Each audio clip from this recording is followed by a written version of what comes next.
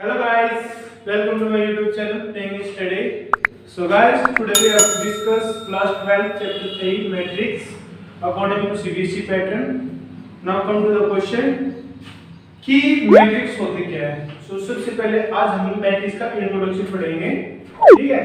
आज हम क्या करेंगे, मैट्रिक्स का इंट्रोडक्शन करेंगे। So guys, सबसे पहले बात आती है कि हम मैट्रिक्स पढ़ रहे हैं, तो मैट्रिक्स होती क्या चीज है। मैट्रिक्स क्या है गाइस कि ये कॉम्बिनेशन है, ये एक कॉम्बिनेशन है किसका, ये है कॉम्बिनेशन है कि रो का और कॉलम का।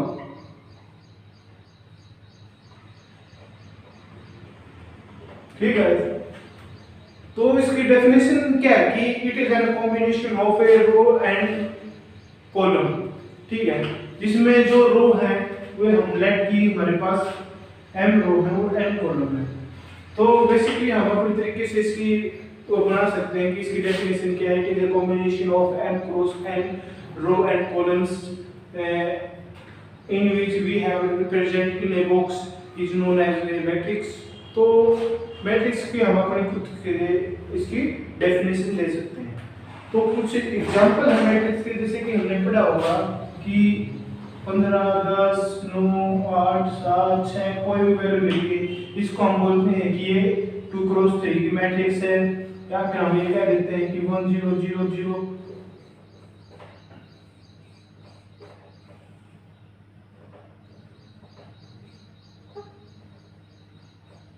तो ये हमारी जो मैट्रिक्स है, ये हमारी मैट्रिक्स है 3 क्रॉस 4 की, ये 3 क्रॉस 4 की मैट्रिक्स है। इसी को बोल देते हैं 1 0 0 1, ये 2 क्रॉस 2 की मैट्रिक्स है। तो इस प्रकार से हम कोई भी मैट्रिक्स है, कोई भी एग्जांपल है, वो हमने स्टडी किया है कि ये स्टडी में आता है कि m क्रॉस n की जो है हमारे पास मैट्रिक्स होती है। तो अब पता चलता है कि इसमें हमने पढ़ा कि हमारे पास इसमें क्या है कि इसमें रो और कॉलम की बात आई है। तो हमें ये पता हमें ये भी पता होना चाहिए कि ये रो और कॉलम होते क्या चीज है।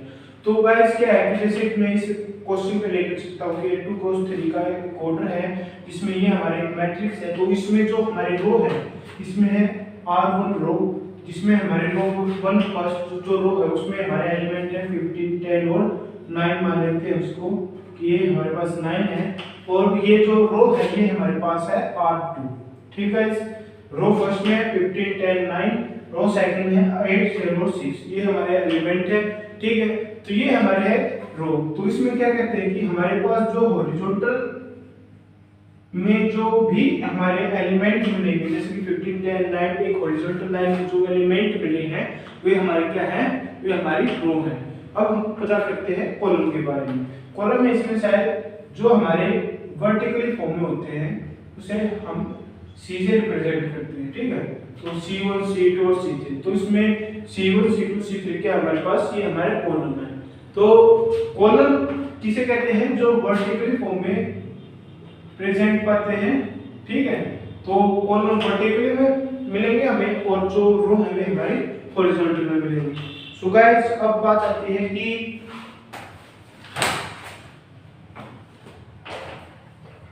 मैंने कहा कि जो ऑर्डर है इनका, ठीक है, अब हम ऑर्डर के बारे में स्टडी करते हैं।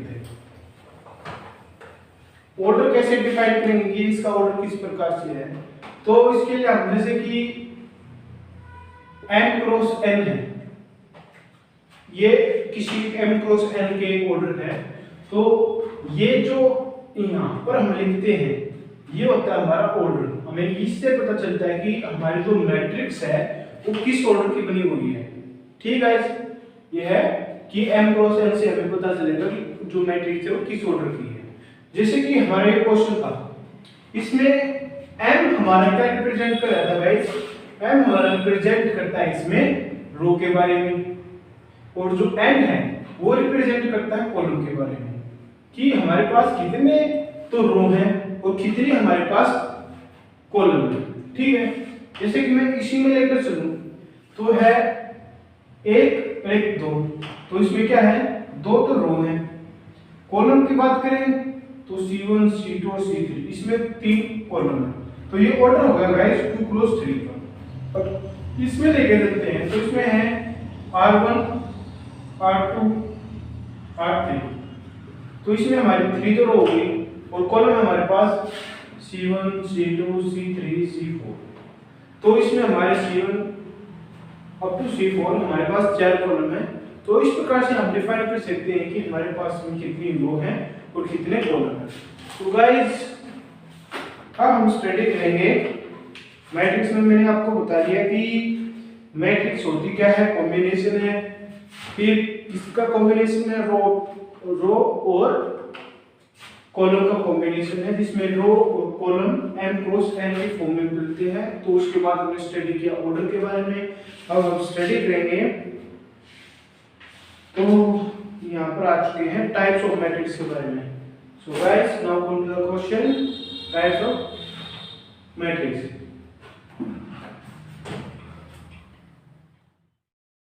सो गाइस हम एक क्वेश्चन करते हैं कि क्वेश्चन में जो एनसीईआरटी जो हमारा मैथ है उसमें थर्ड एग्जांपल है, हम पहले उसके बारे में स्टडी करते हैं। उसमें कहा गया है कि एक मैट्रिक्स की हमें कंस्ट्रक्शन करनी है, हमें एक मैट्रिक्स बनानी है। मैट्रिक्स का ऑर्डर हमें दिया गया है 3 क्रॉस 2 के बारे में। तो हमें ऑर्डर दिया गया है इसमें कि जो हमारा ऑर्डर है वह है 3 क्रॉस 2, ठीक है। तो इससे हमें पता चलता है कि हमारे पास जो रो है वे रो हमारे पास 3 है और जो कॉलम है वे हमारे पास 2 है, ठीक है। 3 रो है और 2 कॉलम है। वो इसलिए कहा है कि जो aij है वो हमें दिया गया है 1/2 मॉडुलस है i माइनस j का, i माइनस 3j का, ठीक है। ये हमें दिया गया है।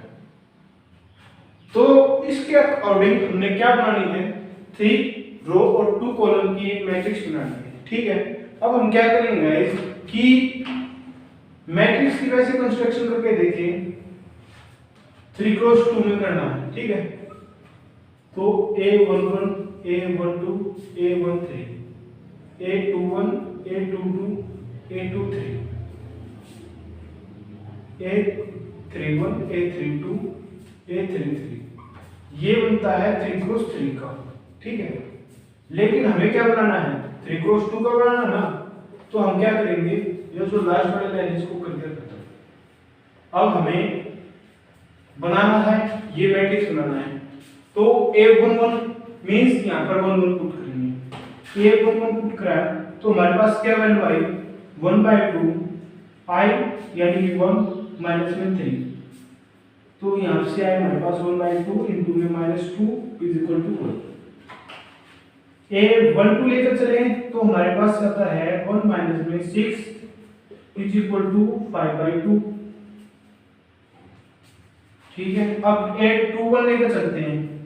a21 की वैल्यू क्या है हमारे पास में 1/2 और 2 minus 3 is equal to 1/2। a22 लेकर चलते हैं तो हमारे पास क्या आता है 2 माइनस में 3 into 2 6 is equal to 4/2 is equal to 2। अब हमारा वैल्यू आती है a31 क्या आएगी 1/2 इंटू में यहाँ पर आएगी 3 माइनस में इंटू में 3 यानी कि 0 आ चुकी है ये।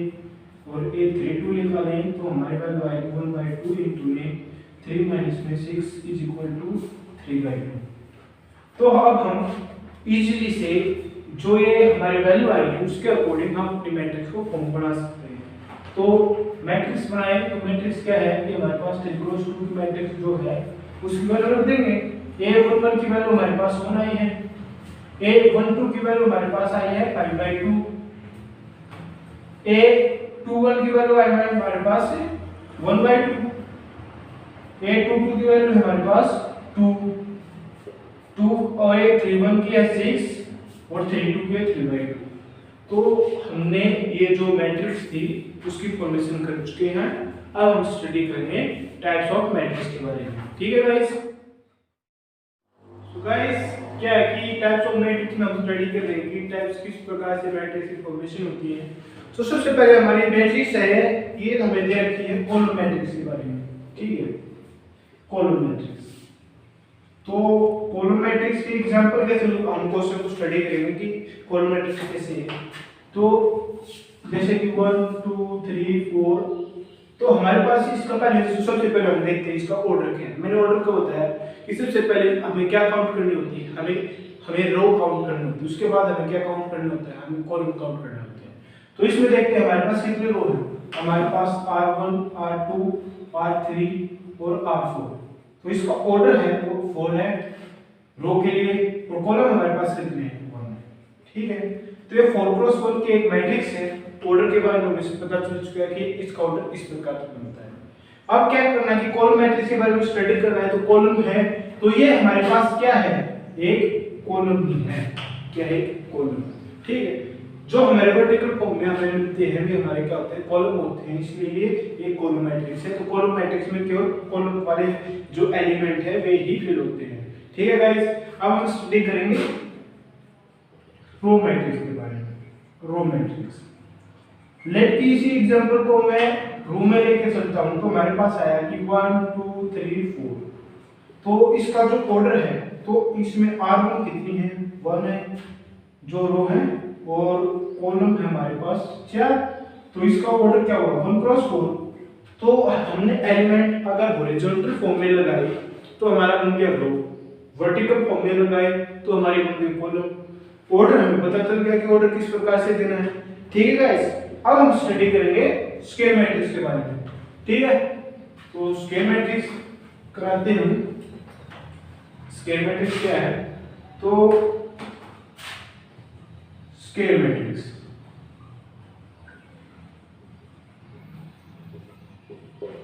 तो स्केल मैट्रिक्स में हम क्या स्टडी करते हैं कि एक कॉम्बिनेशन है m क्रॉस n का।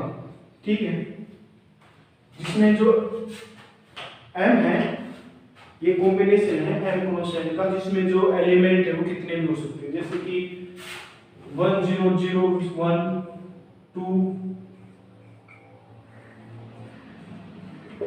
तो ये ऑर्डर हमारा हुआ 3x4 का। ठीक है, तो स्केल मैट्रिक्स में m क्रॉस n की जो भी एलिमेंट है उसमें इसमें फिल होते हैं और उससे ब्रैकेट के अंदर लिखते हैं, तो ये हमारा m क्रॉस n की एक स्केल मैट्रिक्स बन जाती है। ठीक है, इसके ही अकॉर्डिंग एक और चीज है जो हमें पढ़नी चाहिए। सो वो क्या है हमारे पास में, स्केलर मैट्रिक्स। डिफरेंस के साथ बताता हूं गाइस कि कैसे स्टडी करना।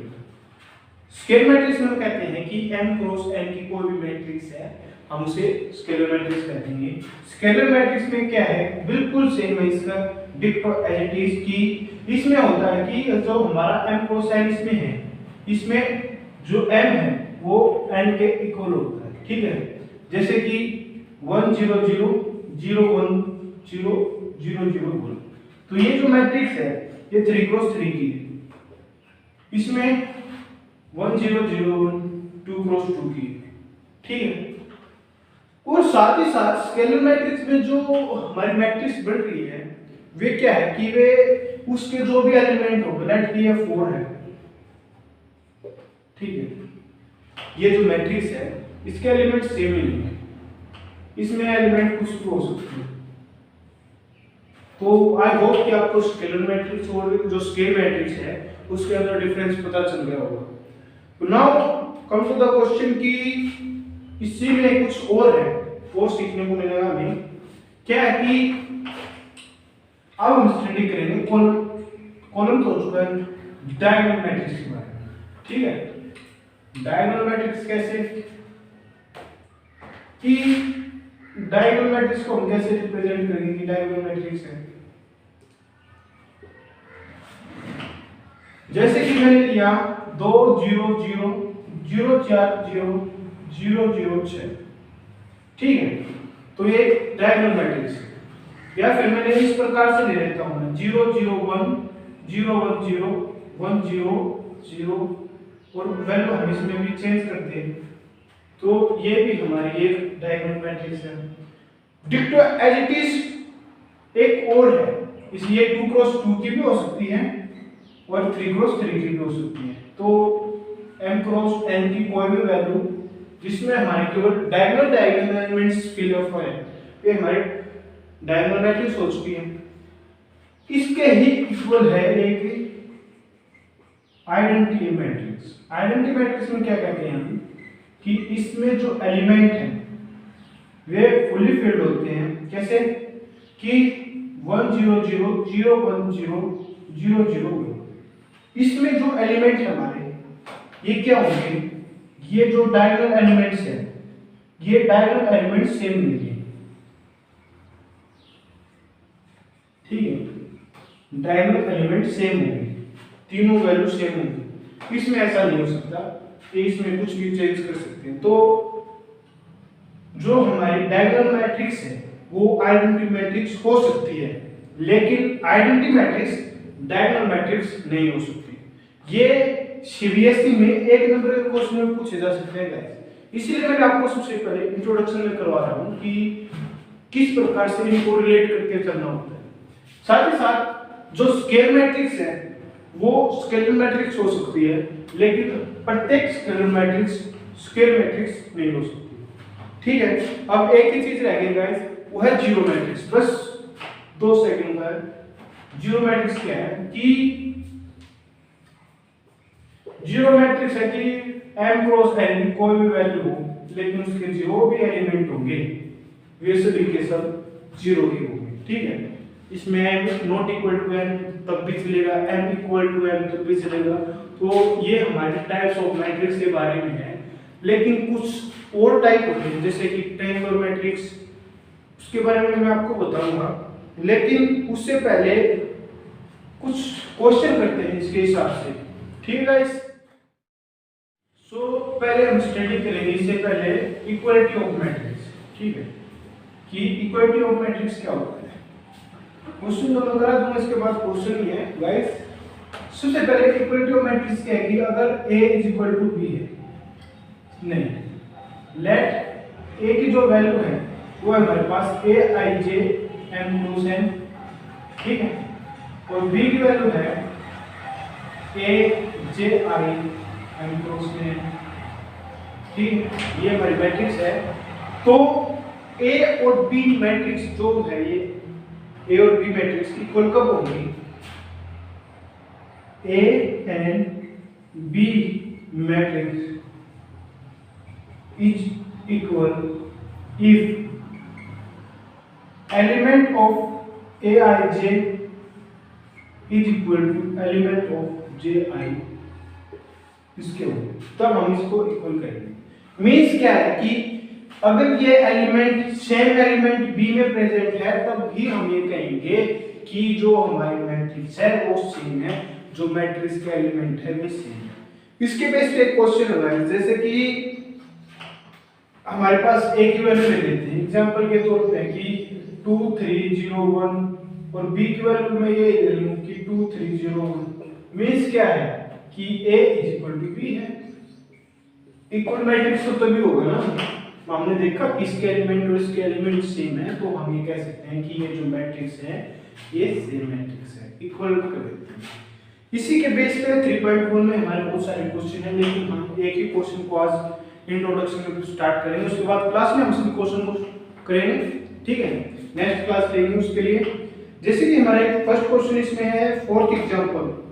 इसमें क्या दे रखा है गाइस कि इसमें वैल्यू दे रखी है हमें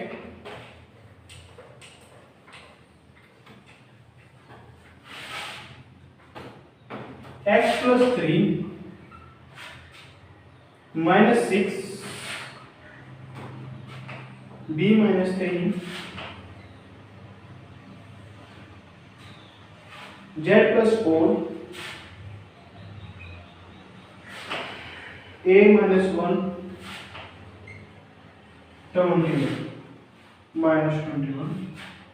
और है 2 y - 7 0 0 is equal to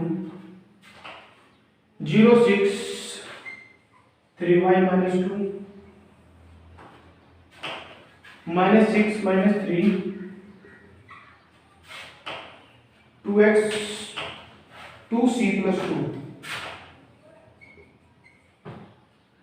last element है 2p + 4 -21 और 0।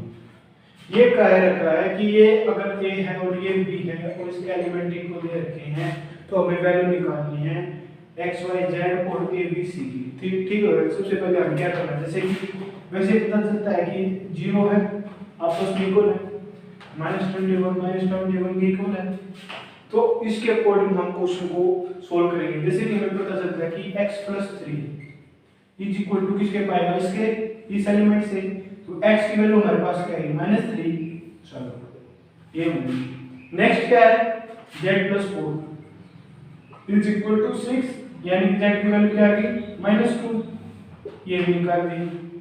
y की निकालें, ठीक है, तो y की क्या है 2y - 7 is equal to 3y - 2, इसको हम पहले लेगा उसको यहां लिया है, तो -7 + 2 is equal to 3y - 2y, यहां पर बचा y, तो यहां पर वैल्यू बची 5, तो y की वैल्यू आएगी -5। हो गया।